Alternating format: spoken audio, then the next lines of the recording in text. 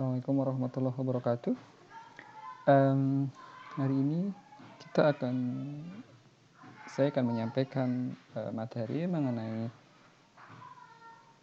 biomedical safety in instrumentasi dan juga di alat-alat biomedis. Jadi ini merupakan topik yang terakhir dari kuliah pengantar instrumentasi biomedis kita. Di sini adalah kita akan belajar bagaimana caranya atau bagaimana sih kita bisa membuat peralatan-peralatan medical maupun alat-alat medis yang ada di sekitar pasien yang digunakan untuk memeriksa pasien maupun untuk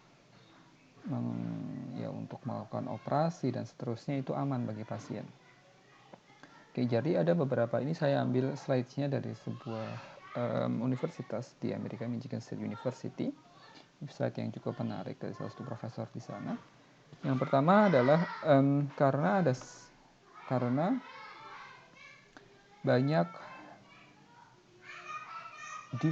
banyak pasien yang mengalami kejadian yang tidak mengenakan ketika sedang diperiksa. Jadi ada mikroshock atau makroshock yang timbul karena ada peralatan biomedical yang ada di sekitar mereka tidak aman bagi mereka.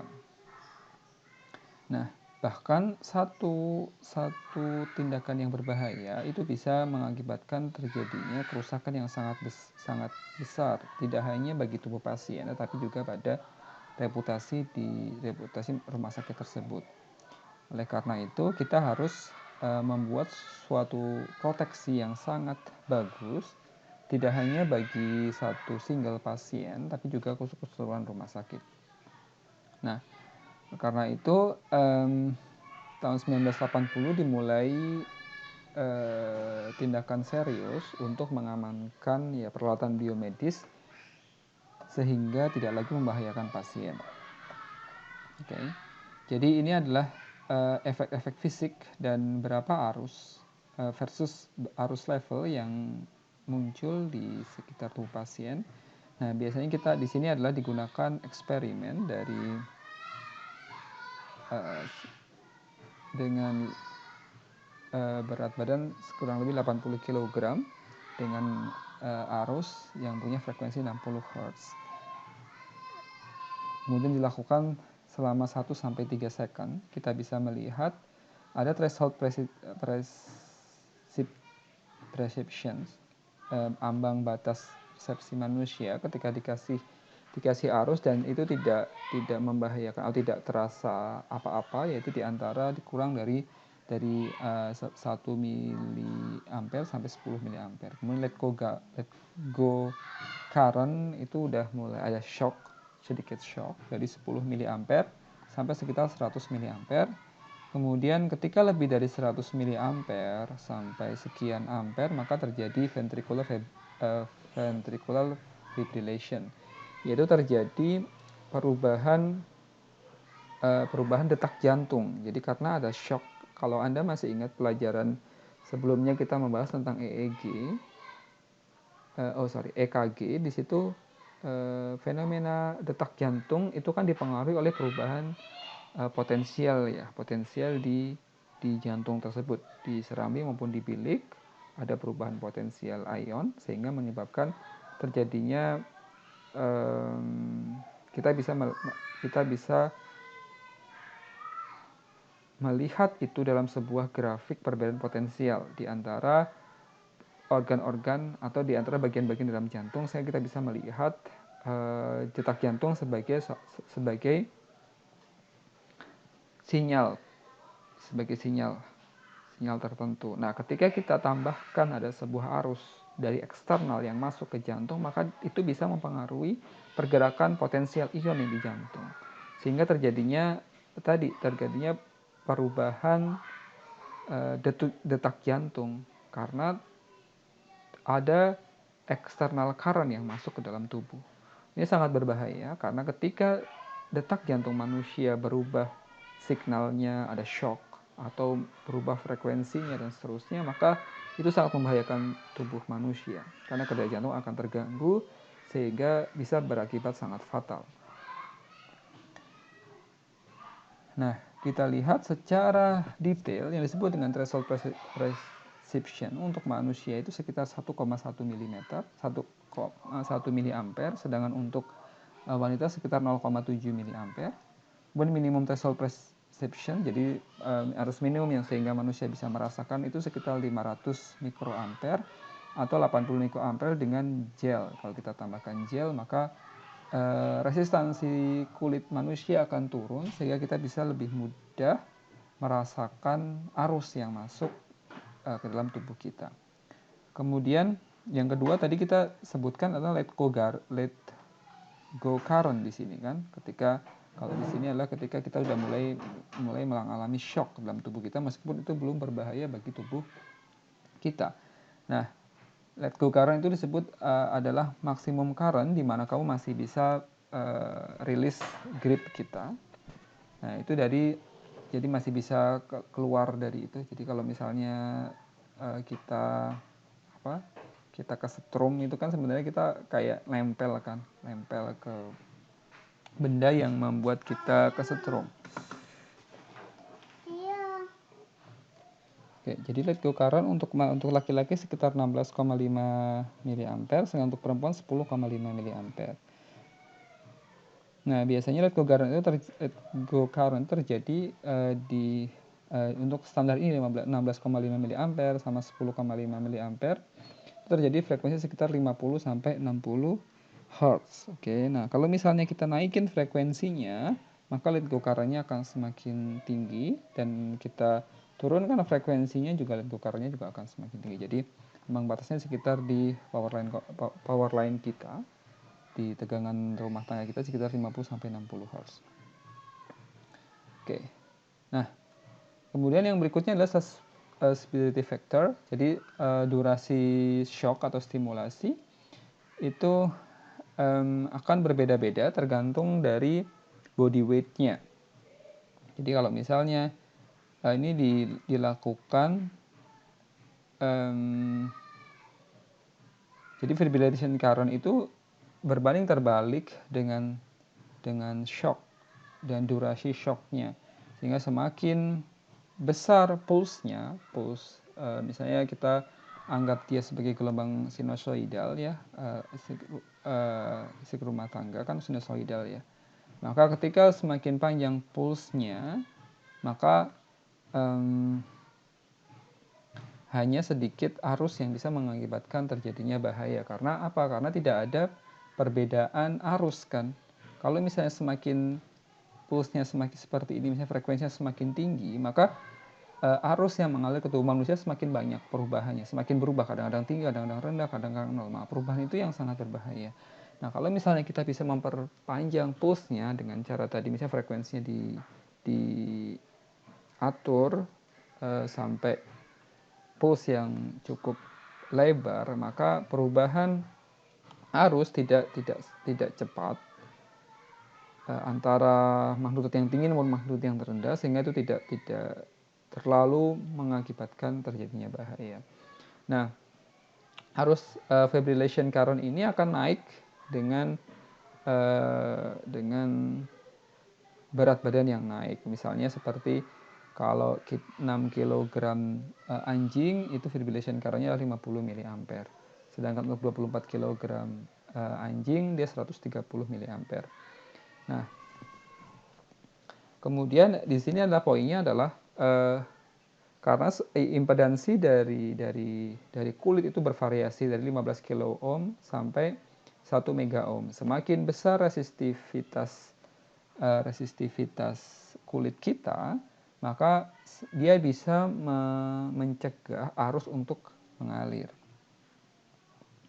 Jadi kita bisa melihat di sini ini perbedaan fibrillation current-nya dengan shock durasinya. Semakin tinggi shock duration-nya, maka fibrillation current-nya akan semakin rendah. Semakin sedikit shock-nya atau semakin cepat shock-nya, maka fibrillation current-nya akan semakin tinggi. Oke. Kemudian ada yang disebut dengan makro dan mikro shock. Jadi kalau makro shock itu arus yang masuk secara eksternal, kemudian dia akan mengalir ke seluruh tubuh sehingga konsentrasinya lebih rendah. Yang ini contoh adalah makroshock.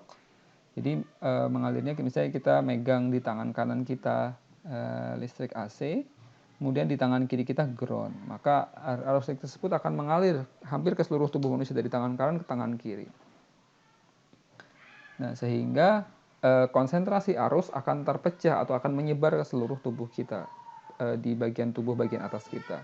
Sementara mikroshock itu terjadi ketika hanya sedikit arus yang masuk ke invasif current-nya misalnya. Tangan kanan kita memegang listrik AC, kemudian tangan kiri kita itu tidak merenggang, tidak merentang. Jadi hanya sedikit langsung turun ke bawah. Jadi tidak mengalir ke tangan sebelah kiri kita. Nah, jadi tidak seluruh bagian tubuh terkena tadi, tidak mengalir arusnya, sehingga ini untuk mikroshock ini biasanya limitnya itu 10, ketika dia mengalir dalam tubuh manusia sekitar 10 mA maka masih aman. Kemudian apa yang menyebabkan mikroshock ini berbahaya? Ketika arusnya itu melalui jantung. Jadi kalau misalnya tidak melalui jantung maka tidak berbahaya. Misalnya seperti kaki kanan kita menyentuh listrik AC, kemudian kaki kiri kita menyentuh ground. Itu kan sebenarnya aliran arus akan mencari aliran yang paling cepat, maka tidak mengalir melalui jantung, maka itu tidak akan berbahaya mikroshocknya ketika arusnya rendah. Tapi kalau ketika arusnya tinggi itu juga akan membahayakan organ tubuh kita. Oke. Nah, kemudian kebanyakan kematian karena safety yang tidak bagus itu terjadi karena makroshock. Tadi makroshock jadi mengalir hampir ke seluruh tubuh kita, maksudnya tadi di tubuh bagian atas. Nah, faktor-faktor yang menyebabkan terjadinya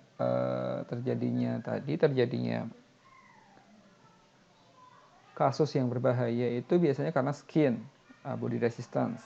Kemudian desain dari electrical equipment.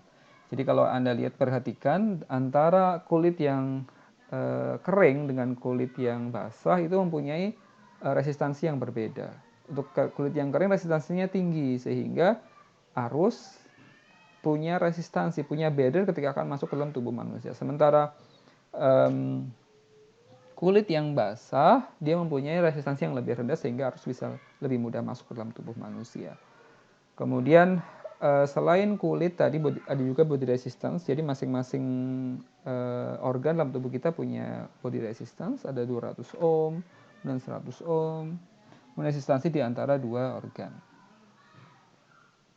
Kemudian bisa juga ketika ada prosedur di mana bypass, terjadi bypass kulit, resistansi kulit, sehingga ini akan berbahaya. Misalnya ada gel elektroda, misalnya kita tempelkan elektroda gel untuk EKG, ECG, maupun untuk kasus-kasus misalnya dalam operasi itu kan langsung nempel di dalam tubuh, dalam kulit kita. Itu potensial problem yang cukup besar, bisa menyebabkan mikroshock maupun makroshock ketika peralatan biomedical kita tidak punya safety yang tinggi. Nah, biasanya mikroshock itu terjadi ada arus yang bocor di peralatan operasi atau peralatan yang ada di sekitar tubuh pasien. Nah, biasanya ini terjadi karena ada perbedaan potensial. Jadi ini biasanya kalau mikroshock itu terjadi secara tidak sengaja ya. Mestinya tidak langsung masuk ke dalam tubuh manusia secara sengaja, atau tidak ada tadi misalnya dimasukkan, ada alat yang dimasukkan ke dalam tubuh. Jadi biasanya karena ada perbedaan potensial saja. Nah, misalnya ada perbedaan potensial antara ground. Jadi misalnya kita punya alat ini dicolok. Ini misalnya ada sebuah alat, kemudian dia dipasang ke dalam jantung kita dengan menggunakan kateter. Dia butuh sumber tegangan. Kemudian di dalam pasien ada grounding, ya, di ground ke kakinya. Kemudian di peralatannya yang masuk ke line ke sumber tegangan juga punya ground. Nah, ketika groundnya bagus di sini maka nggak ada masalah. Ketika groundnya jelek atau groundnya gagal di sini, maka arus dari sini itu akan mengalir tidak ke grounding yang ada di peralatan, tapi dia akan groundingnya melalui tubuh pasien. Nah, ini yang bisa menyebabkan terjadinya mikroshock. Kalau misalnya tidak melewati seluruh bagian tubuh, kalau melewati hampir sebagian besar bagian tubuh, maka dia akan mengakibatkan makroshock. Ini cukup berbahaya. Nah, sangat berbahaya kalau terjadi makroshock. Nah, yang sangat berbahaya di sini adalah ketika ada arus melalui jantung, atau misalnya ada konektivitas langsung ke organ-organ dalam tubuh manusia, misalnya terjadi saat pengukuran maupun saat operasi seperti ini, ada kateter langsung dipasang ke jantung. Ini sangat berbahaya ketika kita tidak mempunyai grounding yang sangat bagus di sini. Nah, misalnya eksternal elektroda biasanya untuk pacemaker ya, untuk alat pacu jantung. Kemudian untuk pengukuran intrakardiak, atau misalnya ada kita pasang kateter ke dalam jantung. Ini juga sangat potensi-potensi bahaya ini harus diminimalkan dengan memperbaiki tadi keamanan dari peralatan tersebut. Bisa kita lihat ada banyak sekali yang kita bisa lakukan di situ. Misalnya kita perbaiki groundingnya, atau kita tambah groundingnya supaya memang benar-benar tidak ada arus yang bocor yang masuk ke dalam tubuh pasien. Nah, kalau misalnya di luar tubuh pasien, yang kita bisa lakukan adalah kita perbaiki electrical power line kita. Jadi misalnya kita harus kontrol ada fuse, ada breaker yang dia akan set maksimum current-nya, sehingga ketika udah lewat dari maksimum current-nya maka dia akan putus.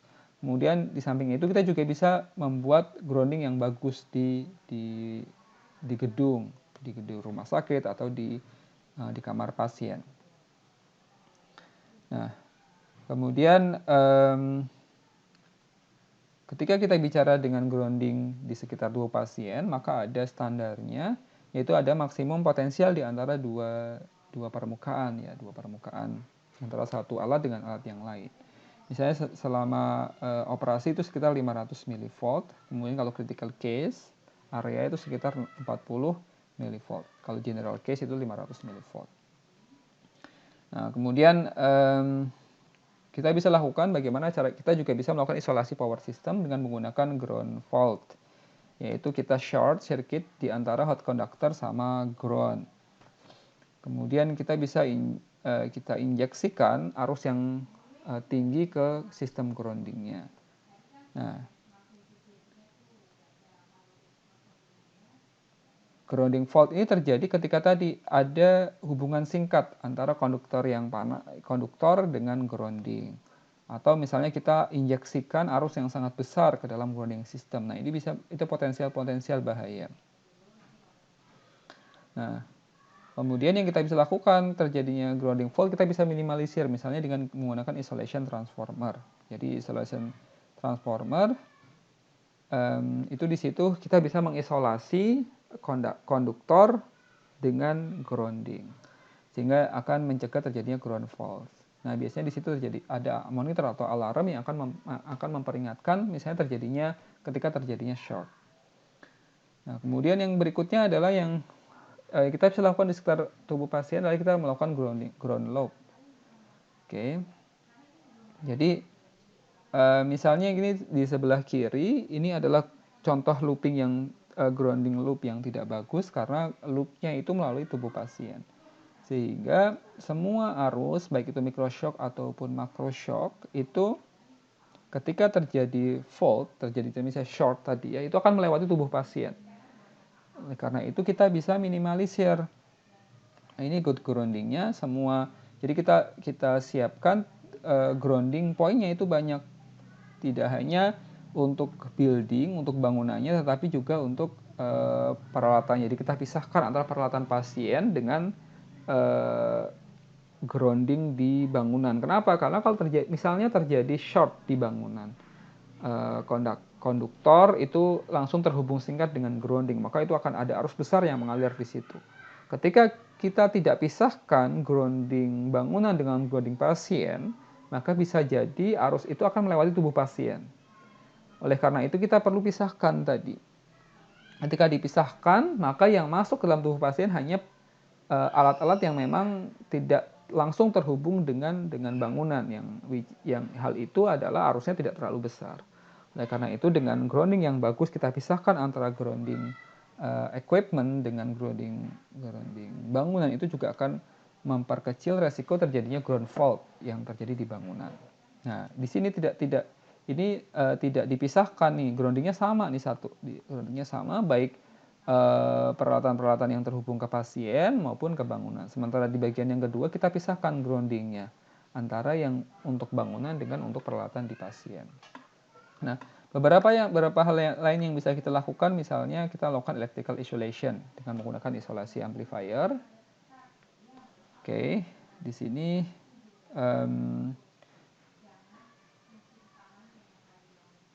kita bisa menggunakan di isolation amplifier ini, intinya adalah kita biasanya kita pakai 2 grounding di depan, di bagian input. Di bagian input ada input grounding, kemudian di bagian output. Nah, dengan pemisahan seperti ini biasanya di bagian sini akan terhubung dengan power line, sementara di sini akan terhubung dengan pasien. Sehingga dengan isolasi seperti ini kita kasih isolasi, groundingnya dibedakan, kemudian ada perbedaan amplifier di bagian power line dan di bagian pasien seperti ini.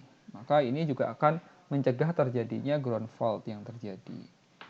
Kemudian kita juga bisa melakukan dengan barrier isolation. Jadi ini ada isolation barrier di sini. Kita kasih trafo di sini, sehingga trafo di sini bisa mencegah terjadinya tadi makroshock maupun mikroshock atau jadinya ground fault. Karena ini akan terhubung dengan biasanya terhubung dengan power line, ini terhubung dengan pasien dengan menggunakan trafo. Kita pisahkan antara signal dengan powernya. Di sini atas ya signal, yang di bawah adalah power, sehingga harapannya ground fault yang terjadi di bagian input tidak akan mempengaruhi di bagian output. Atau kita juga bisa menggunakan impedance. Nah, jadi ini adalah beberapa contoh cara untuk meminimalisir terjadinya mikroshock maupun makroshock yang terjadi di pasien. Dan bisa meningkatkan keamanan di bagian instrumentasi maupun alat-alat biomedis. Rasanya ini untuk pengantar kita. Terima kasih atas perhatian Anda. Selamat sore. Assalamualaikum warahmatullahi wabarakatuh.